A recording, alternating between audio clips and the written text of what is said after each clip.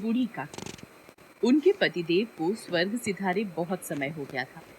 बेटे भी जवान होकर चल बसे थे। उनका एक भतीजा था बुद्धिराम। बूढ़ी काकी ने अपनी सारी संपत्ति भतीजे के नाम कर दी थी।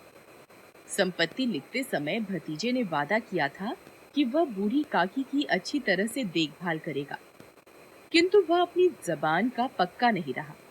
उसकी पत्नी रूपा का व्यवहार भी काकी से अच्छा नहीं था। बूढ़ी काकी को वे लोग समय से भोजन भी नहीं देते थे। कहा है कि बुढ़ापे में आदमी का बचपन लौट आता है। यही हाल बूढ़ी काकी का भी हो गया था। उन्हें समय पर भोजन न मिलता या बाजार से आई कोई चीज न मिलती तो वे गला फाड़ कर रोने लगती। उनकी खाने की लालच बढ़ गई थी। बच्चे भी अपने माता पिता का रंग देखकर बूढ़ी काकी को सताया करते। कोई चुटकी काटकर भागता, कोई उन पर कुल्ली कर देता। काकी चीख मार कर रोती। पूरे परिवार में बुद्धिराम की छोटी लड़की लाडली ही बूढ़ी काकी के प्रति प्रेम रखती थी। एक बार की बात है, बुद्धिराम के बड़े लड़के का तिलक था। द्वार पर शहनाई बज रही थी। चारपाइयों पर मेहमान विश्राम कर रहे थे। घर की स्त्रियां गा रही थीं। भट्टियों पर कड़ाह चढ़े थे। पूड़ी कचौड़ियां निकल रही थी। मसालेदार तरकारी पक रही थी। पकवान की सुगंध चारों तरफ फैल रही थी। बूढ़ी काकी अपनी कोठरी में बैठी थी।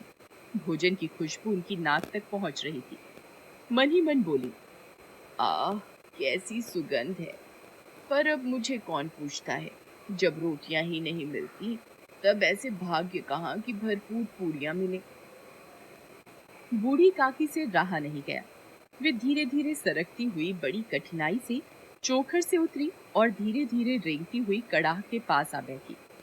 रूपा तैयारियों में व्यस्त थी। उसे सांस लेने की फुर्सत न थी। सुबह से ही आराम नहीं मिला था। वह झल्लाती हुई थी। इस अवस्था में उसने बूढ़ी काकी को कड़ाह के पास देखा तो गुस्से में काकी को दोनों हाथों से झटक कर बोली, ऐसे पेट में आग लगे, पेट है या भाग? कोठरी में बैठते हुए क्या दम घुटता था? अभी मेहमानों ने नहीं खाया, भगवान को भोग नहीं लगा, तब तक धैर्य न हो सका। आकर छाती पर सवार हो गई। भला चाहती हो तो जाकर कोठरी में बैठो। जब घर के लोग खाने लगेंगे तो तुम्हें भी मिलेगा। तुम कोई देवी नहीं हो कि तुम्हारी पूजा पहले ही हो जाए। बूढ़ी काकी अपनी कोठरी में लौट आई। उन्हें अपनी जल्दबाजी पर पश्चाताप हो रहा था। उन्होंने सोचा, अब जब तक बुलावा न आएगा नहीं जाऊंगी।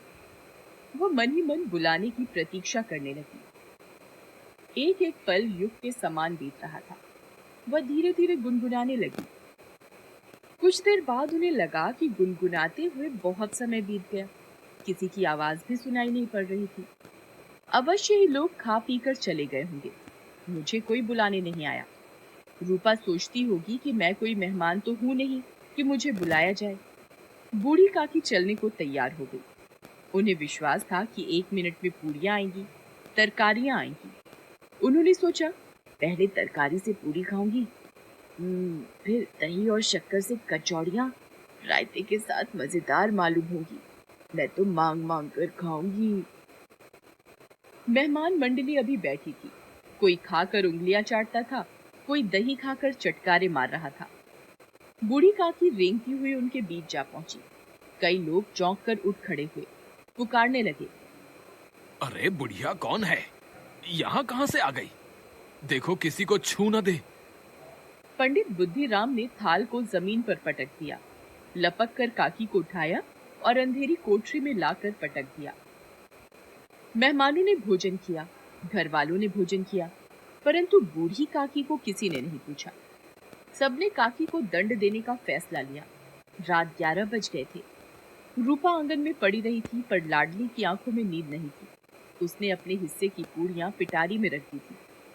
जब उसे विश्वास हो गया कि अम्मा सो रही है तो अपनी पिटारी उठाई और बूढ़ी काकी की कोठरी की ओर चल दी। सहसा कानों में आवाज आई, काकी उठो, मैं पूड़ियां लाई हूँ। काकी लाडली की बोली पहचान कर झटपट उठ बैठी। लाडली को टटोला और उसे गोद में बैठा लिया। लाडली ने पूड़ियां पिटारी से निकालकर काकी को दी। काकी ने पूछा, क्या तुम्हारी अम्मा ने दी है? नहीं, यह मेरे हिस्से की है। काकी ने 5 मिनट में पिटारी की पूड़ियां खा ली।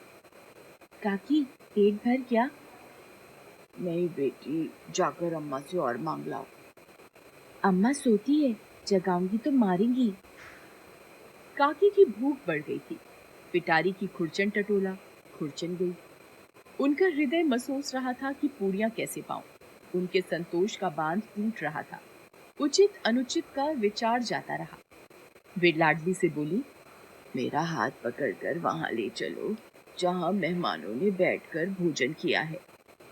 लाडली ने काकी का हाथ पकड़ा और जूठे पत्तलों के पास ले जाकर बैठा दिया।